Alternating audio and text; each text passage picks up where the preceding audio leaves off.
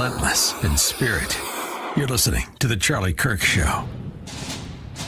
All right, welcome back to The Charlie Kirk Show. Andrew Colvett in, executive producer of The Charlie Kirk Show. Man, what a wild ride this show has been on, and what Turning Point has been on, and what Charlie himself has been on, the country. Excited to tell you about Why Refi because, of course, the fall tour kicks off today in Utah. Clips coming up. I'm sure Charlie's going to be posting about it on his X, his Twitter, and other platforms. So keep a lookout today. It's going to be a wild event. I think he's a couple hours from starting, and it's already like filling up with people. So it's going to be crazy. Why Refi is the sponsor of that tour. And, you know, folks, let's face it.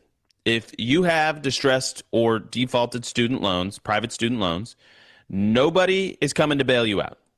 And bankruptcy is not an option, but you can take charge of your situation. And that starts by calling Why Refi. That's YREFY.com. Can you imagine being debt-free and not living under this burden anymore? You gotta call them. They're good people. Just hung out with them a couple weeks ago. Amazing people. Why Refi offers a 3-minute rate check without any credit impact. Bad credit is accepted. If you got a co-borrower, Why Refi can get them released from the loan. You can even skip a payment every 6 months up to 12 times without penalty. So if this is you, if you have private student loan debt in the United States, right now, it doesn't necessarily work in all 50 states, but call them to find out if it works in your state. They can help you. These are good people, good patriots that have your best interests at heart, and they want to help you out. And this is the way to do it. Call Why Refi at 888-YREFI-34 or go to YREFI.com. Tell them that Charlie Kirk Show sent you. Great people. And they are sponsoring the American Comeback Tour right now that's going to be kicking off in Utah today. Clips going viral soon, so you're going to want to check that out. We're going to wrap up our hour. We got an exclusive clip from Brian Glenn, who sat down with Pam Bondi, and we're going to show you that in just 1 second.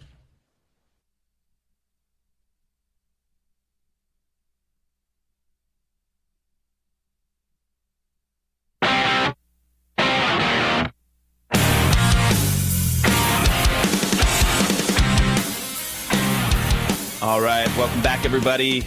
Radio stations across the country, Real America's Voice, streaming, podcast. Listen, Brian Glenn is one of these guys. You hear him almost at every single White House press conference, Trump press conference. He's there. He's in the mix. Great guy, really just a gentleman.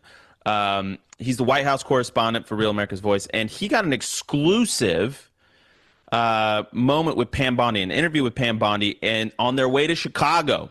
And so they let me know that this clip existed, and I was like, absolutely, because we're going to be talking with Nick, who you just met, who is in the streets of Chicago. And a fascinating thing I didn't know he was going to say was that even the native-born, you know, mostly black West Side and South Side gangsters in Chicago that have all been shot and that are living in this war zone known as an American urban core, they don't like the illegals. The illegal gangs don't play by the same rule, and they're even more violent, and they're even more dangerous, and they're moving into turf, and they're causing more and more destruction in a city like Chicago. And so they're on their way to Chicago, and Brian gets an exclusive with Pam Bondi, and it looks like the federal government has just raided and shut down an illegal Chinese vape factory. So this is an important clip. Let's go ahead and play. I don't know the number. It's 412. Let's go ahead and play. This is a long clip, but it's an exclusive interview, 412. First of all, Attorney General, I'd like to talk about the crime that we're seeing in this country right now and the need to make sure we have judges who will prosecute these criminals and stop releasing them onto our streets again. Well, we have to have judges that will keep them in jail, and we also have to have prosecutors who will argue to keep them in jail. In Charlotte, North Carolina, I believe we had a progressive liberal district attorney who agreed with these judges that you could do a written promise to appear in court. And this guy had 14 arrests prior to violently, brutally murdering that young woman. No more in this country. We're going to fight back. We're going to take these cases federally whenever we can. He murdered her on a mass transit, and that gave us jurisdiction. Okay, let's talk about the National Guard real quickly. Some cities are saying, hey, we want the Trump administration to come in. We want the National Guard to secure our cities. What's your thoughts on going forward with the National Guard in other cities? President Trump has every intention of going forward with the National Guard in many cities throughout this country. But you know what? He wants them to ask us. He wants them to cooperate with us to help make their cities and their states safe.